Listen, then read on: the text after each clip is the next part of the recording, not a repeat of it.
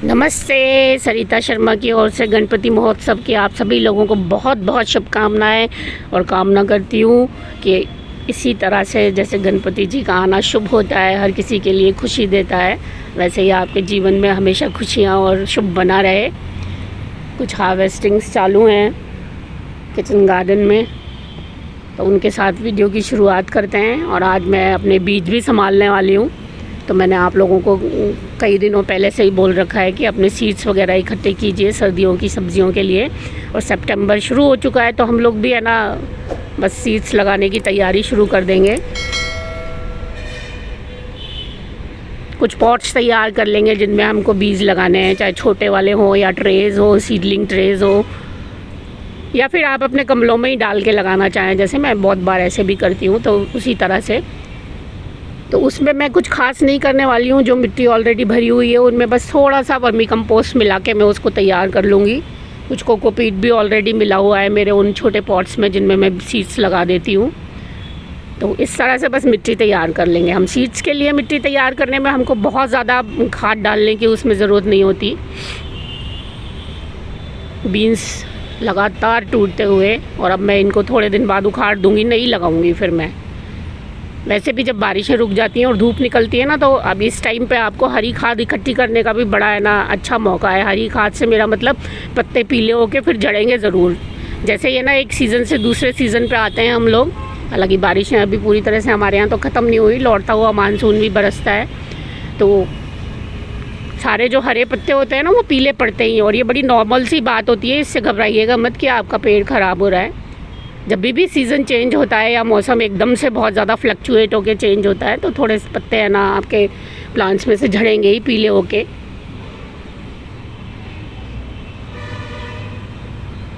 ये बड़ी नॉर्मल बात होती है। तो इकट्ठा कीजिए, बस पत्ते झड़ रहे हैं अगर और आपके पत्ते हेल्दी हैं तो उनको इकट्ठा कीजिए, वो काम आते हैं खाद बनाने में बहुत अच्छी। प्लांट्स के नीचे है ना पॉट्स में नीचे भरने में बड़े अच्छे से काम आते हैं वो। तो उन पत्तों को इकट्ठा करके रखिए अपने पास। और अब तो बहुत ढेर सारा है ना, बारिशों के बाद बड़ा अच्छा है ना हरा कचरा उतरता है आपके किचन गार्डन से, उसको सबको संभाल के रखिए। और छोटे छोटे टुकड़ों में जहाँ तक हो सके, बहुत लंबा या बड़ा मत रखिए, काट के रख लीजिए जिससे आपके पॉट्स में भरने में आसानी रहे, नई मिट्टी तैयार करने में आसानी रहे।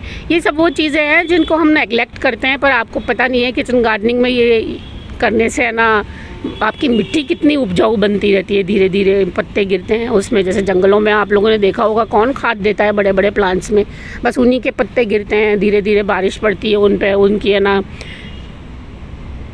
खाद तैयार होती रहती है, और वो कितनी अच्छी बढ़िया खाद होती है उनके लिए। उसी से वो कितने है ना विशालकाय होते चले जाते हैं। तो ये सब चीज़ें है ना बहुत काम आती हैं। तो आप भी अपनी मिट्टी में ये आदत रखें कि है ना पत्ते गिरते रहें, सूखे मिलते रहें।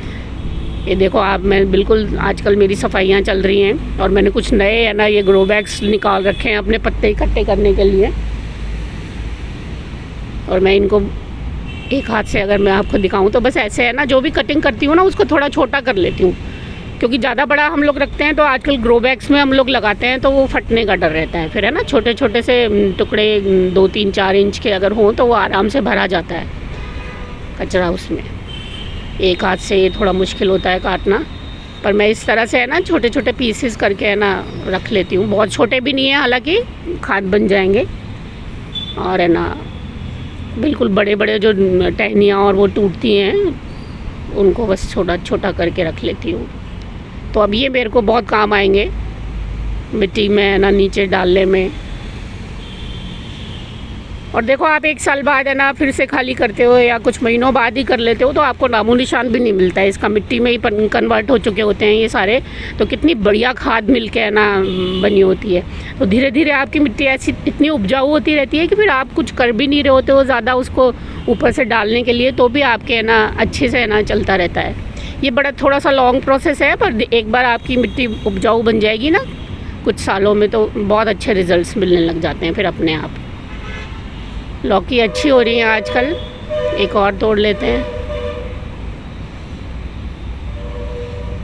ये अच्छा सीज़न होता है लौकी लेने का। और अभी हालांकि मेरे प्लांट्स में इतना पानी पड़ा है, तब तो मुझे लगने लगा था सब ख़राब हो जाएंगे, तो बहुत अच्छे रिजल्ट्स नहीं हैं। अब धूप निकल रही है ना कुछ दिनों से, तो बढ़िया आने लगे हैं, फिर से फूल दिखने लगे हैं खूब सारे। नहीं तो फ्लावर्स में क्या होता है, वो कन्वर्ट नहीं होते फल में, क्योंकि परागकण वगैरह सब भीगा हुआ होता है, हमेशा बारिश पड़ रही होती है तो। और बीन्स तो हमेशा तैयार रहती हैं, हर रोज़ तैयार रहती है टूटने के लिए।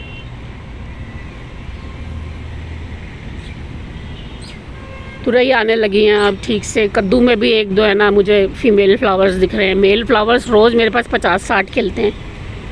और थोड़ी बहुत पिंचिंग की थी मैंने शुरू में, ये डिसाइड किया था कि बरसातों में ऐसे ही बढ़ने देती हूँ मैं बेलों को, जैसे भी अनियंत्रित तरीके से वो बढ़े। सेम की फली भी आने लगी हैं, दो चार आजकल। लंबी वाली लगाई है मैंने, बिल्कुल लॉन्ग वाली जो सेम फली होती है, उसका बीज था मेरे पास इस बार। और ये मैंने अपना पिटारा खोल दिया है फिर से संभालने के लिए। बीज मेरे पास काफ़ी सारे रखे हुए हैं, क्योंकि मैंने बरसातों में ही सब सर्दियों के लिए भी कुछ मंगा लिए थे।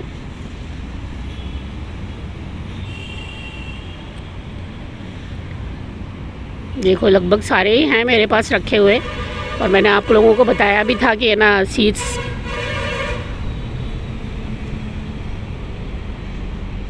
मूली के मेरे पास कई तरह के बीज है, रेड वाली के भी हैं और है ना लंबी वाली सफ़ेद के भी हैं।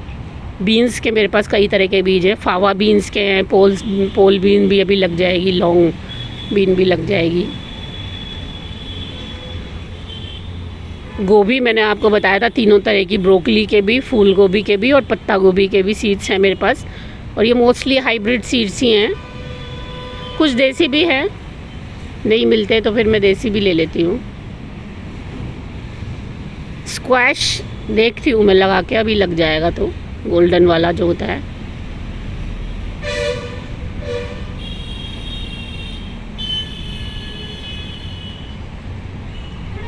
फावा बीन्स के मंगाए हुए हैं मैंने, अच्छी होती हैं फावा बीन्स। मैंने 2 साल से ही खाना शुरू किया है, पर टेस्टी लगती है वो भी। बीन्स कोई सी भी हो, अच्छे गुण होते हैं उनमें।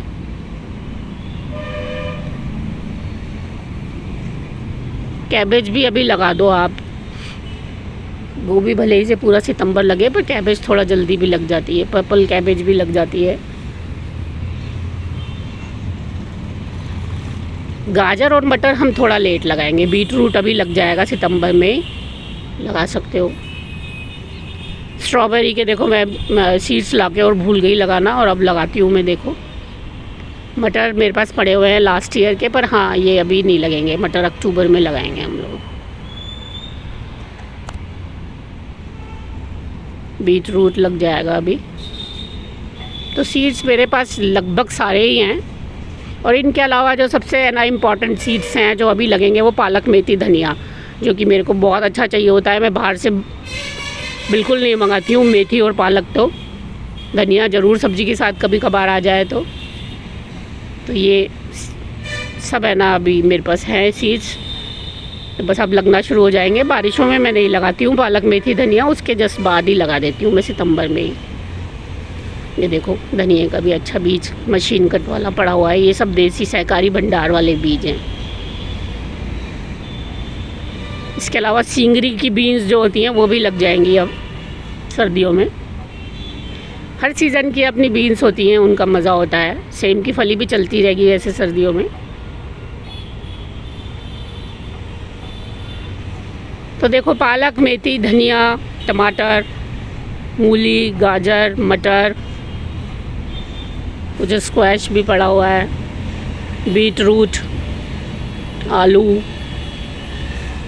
तीनों तरह की गोभी, उसके अलावा बीन्स जितनी भी मिलती हैं सर्दी की सब ले सकते हो आप, क्योंकि बीन्स हर क्षेत्र की अलग अलग होती हैं, इसलिए है ना आप अपने हिसाब से भी जो आपके वहाँ पे चलती हो लोकली वो भी ले सकते हो। इसके अलावा है ना सर्दियों के लौकी और करेले के भी सीड्स आते हैं, तो वो भी है ना मैं भी लेके आने वाली हूँ इस बार। देखती हूँ अगर लग जाते हैं तो देखो सीड्स का कोई घाटा नहीं है, अपने पास सारे पड़े हुए हैं। और लोग मुझसे पूछते हैं कि कौन से सीड्स लें, हर तरह के मिल जाएंगे अब आपको। देखो पर क्वालिटी अच्छी होनी चाहिए आप सीड्स में, मतलब ये ना करें कि हम कमज़ोर सीड्स ले लें, खुले ले लें, कहीं से भी ले लें, चाहे ऑनलाइन मंगाएं आप, ट्रस्ट बास्केट से मंगाएं, या फिर और भी नर्सरी लाइव वगैरह साइट्स हैं उनसे मंगाएं, या फिर शॉप से लें। बढ़िया से पैकिंग वाला पैकेट लें, एल्युमिनियम वाली जो उसके अंदर होता है मोस्टली, तो उसमें अच्छे से सीड्स में सीम नहीं होती या फंगस लगने का डर नहीं रहता। तो सीड्स लेके आएँ बस, और सफाई अभियान चालू है। बीज भी मैं 1-2 दिन में डाल दूँगी, तो मैं आपको वीडियो ज़रूर दिखाऊँगी उसका भी। बहुत बहुत धन्यवाद आप सभी लोगों को। नमस्कार।